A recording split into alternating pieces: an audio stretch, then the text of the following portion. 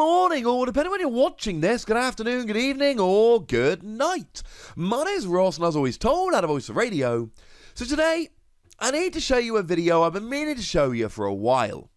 You see, for a long time, Stage 2 Pokemon just haven't been good. Like, not even a little bit.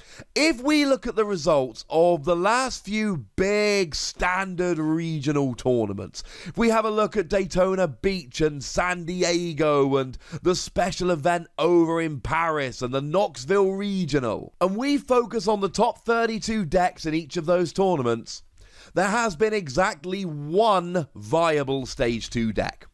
And that is Florges with LILLIE'S Clefairy.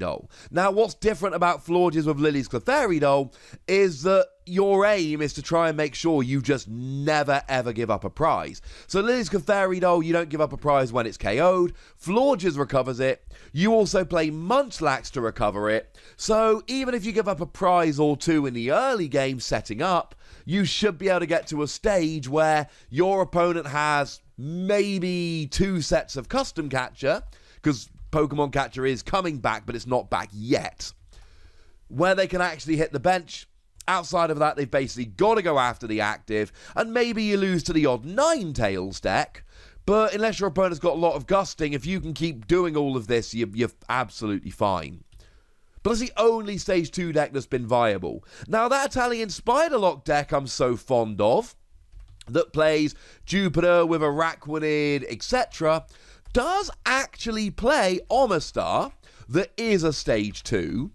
But the thing about Omastar is you use Pokemon Research Lab to actually cheat a little bit.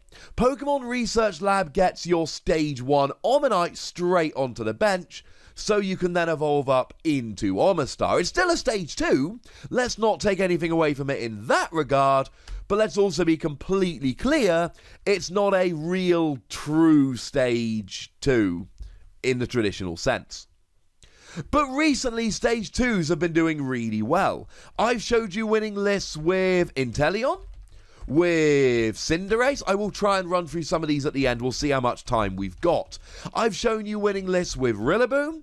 I've shown you that Vikavolt is on the way back. And I've actually shown you a bunch of decks that play multiple Stage 2s, often revolving around things like Swampert and Meganium, and we'll get to more of these kind of Pokemon in a little bit. The point is, Stage 2s are back and viable again. The question is, what made Stage 2s viable again? Now, 2 of the cards that have made the biggest difference are 2 new item cards that are going to be coming along in Sword and Shield. Quick Ball and Evolution Incense. Quick Ball lets you discard a card from your hand, search for any basic Pokemon and put it into your hand. Evolution Incense just allows you to search for an evolution Pokemon, which incidentally is actually like really big, because Professor Elm's training method was that as a supporter, and we're used to supporters becoming item cards with coin flips, or item cards becoming supporters, but we're not used to supporters just being reprinted as items with no real downside. And the big difference is that now we can search out our Pokemon. You see, pre-rotation, we had Ultra Ball and we had Nest Ball. Ultra Ball got us any Pokemon, Nest Ball got us basic Pokemon, though Nest Ball did make Pokemon go straight onto the bench, which means things like the Dene would lose their coming into play ability. Not the case with Quick Ball. Yes, you do have to discard a card from your hand, but you also get to put the Pokemon directly into your hand, so, you know, could be quite a lot worse. And this is what we've been missing. Since the rotation hit, the only thing we've really had for evolved Pokemon has been Pokemon communication. That's basically it. That has been our option. And we've seen, you know, these Quagsire and Naganadel decks literally having to try and survive on that. Now, I say Naganadel because we've had Mysterious Treasure. And Dragon and Psychic decks, Malamar's a great example, have been viable because you can use Mysterious Treasure to search out your Dragon or Psychic Pokemon. You discard a card from your hand and then you get to search for one of that type of Pokemon. Okay, that's actually helped quite a lot. And GX decks have been fine, they've had Cherish Ball. But for non-GX, non-Psychic, non-Dragon decks, we've just not had the Pokemon search. I mean, the irony is we're getting Great Ball as a reprint in Sword and Shield, and now to be fair, it is actually seeing a bit of play over in Japan. I've seen it pop up in a bunch of deck lists. But the fact of the matter is, if that was legal nowadays, it would be played so much. And unless you look at the top 7 cards of your deck, find a Pokemon, put it in your hand, it's Poké Gear for Pokemon. It's not a particularly great card, but if we'd had it, we'd have used it. One of the questions I've had from a couple people over on my Patreon, patreon.com/PTCGRadio, has been, right, Pokeball. Would we play it nowadays? I think we would. I think the flip a coin if head, search a deck for any Pokemon and put it in your hand, I think would see play because of the options we've had. Well, the good news is we've got better options coming. So whereas decks like Vikavolt, for instance, were viable pre-rotation, and Gardevoir was viable pre-rotation, though as a GX that would help with Cherish Ball, but not the pre-evolutions, nowadays, we've actually, or when Sword and Shield drops, we are actually going to have the Pokemon search we need. But the other thing which I don't think enough people are talking about is Inteleon.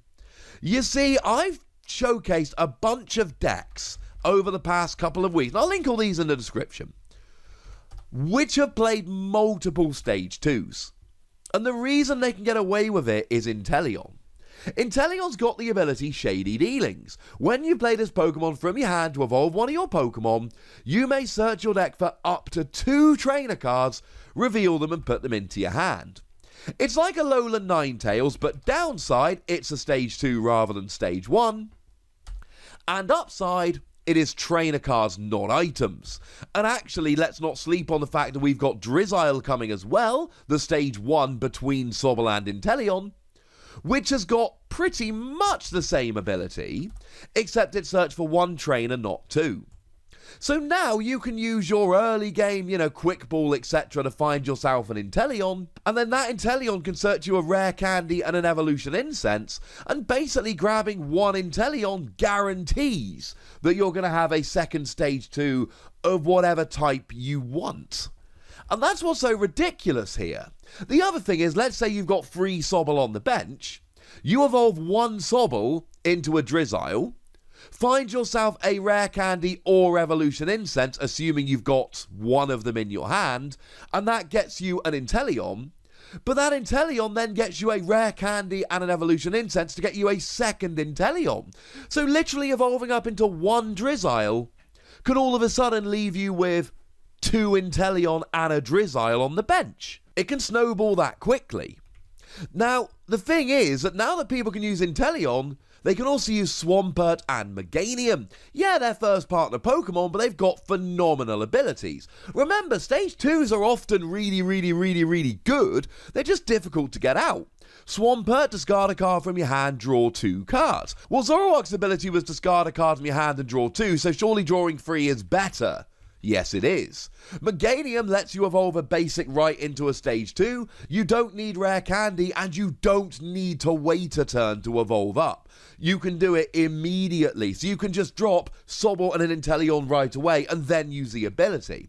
And that's one thing that we've seen players do, is actually combine Inteleon, Meganium, and Swampert for essentially the second you get an Inteleon out, the world's most consistent deck. And then of course we see players going, well, since I've got a ridiculous deck, I might as well tech in 1 copy of Unidentified Fossil and 1 copy of Rampardos, and then I can actually legitimately, viably, reliably get my Rampardos out to deal with all of those pesky Pokemon. The basics. And then of course, once you're getting multiple Stage 2s out, Super Boost Energy actually becomes a really good viable option, rather than, well, it's 4 of any energy, but how am I ever going to get 3 Stage 2s out? Now, it's not just that. Lillie's Pokédoll makes a fairly big difference, because you can whack that in the active. It's a 30 HP Pokemon, it doesn't give up a prize. So now all of a sudden, you can just waste a turn, and unless your opponent's got, say, a double custom catcher, or they flip heads on Pokemon Catcher, which is coming back, they can't gust up. So they've got to just KO Lillie's Pokédoll. But then it gets even better than that, because in Sword and Shield we're getting a reprint of Lucky Egg. If it's attached to a Pokemon that gets KO'd, you draw until you've got 7 cards in your hand. And we don't have Field Blower or any way to get rid of tools. So if your opponent cannot actually gust around, which as I've said is difficult at the moment, then that means not only do they have to KO Lillie's Pokédoll, but they have to let you draw until you got 7 cards in hand at the same time. And then we can take this even a step further with Rosa, which came out in Cosmic Eclipse. When a Pokemon of yours is KO'd, then the next turn, you can search your deck for a Pokemon Trainer card and Basic Energy. Or, you know, a Pokemon and a rare candy and an energy. And yes, this works with Lillie's Pokédoll as well. And it is all of this that adds up. It's very easy at the moment to go, well, we're getting Quick Ball and Evolution Incense, of course Stage 2s are going to be viable. And that's a fair point, right? They are great cards that will make Stage 2s better. But it's not just them. It's being able to use Inteleon. It's being able to buy a turn with Lillie's Pokédoll while then abusing Lucky Egg and Rosa. And a lot of the time you'll draw into Rosa using Lucky Egg. And it's all of this. And I mentioned these Pokemon at the beginning. Your Rillaboom that lets you search for 2 energy and attach them straight from the deck. Your Cinderace that attaches energy to itself from the discard and then hits 190 for what essentially becomes a single energy attachment. The Vikavolt that can hit 220 damage and can actually attach Charger Bug as a double lightning energy from your hand.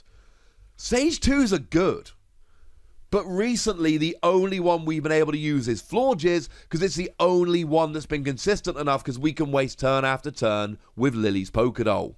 Well, ladies and gentlemen, things are changing and you should expect to get an awful lot more Stage 2s seeing play as we move into Sword and Shield, and I, for one, couldn't be happier. But I'd like to know how you feel about it. So let me know in the comment section. Go nuts, be nice, and tell me which Stage 2 you're going to be playing in Sword and Shield. I would very much like to hear about it. And then make sure you like this video, subscribe to this channel, follow me on Twitter at TheWassy, and Twitch for some live action at twitch.tv/PTCGRadio. If you want to support the channel, get some bonus podcasts and all that good stuff, head on over to patreon.com/PTCGRadio, where you can do exactly that. And please do make sure you're checking out youtube.com/WassyPlays, where you can find out about a whole bunch of games that don't have Pokemon in, but are still pretty gosh darned awesome. But by far the most important thing as always, look after yourselves till next time, would ya? Thank you very much for watching. My name's Ross, and you've been watching PTCG Radio.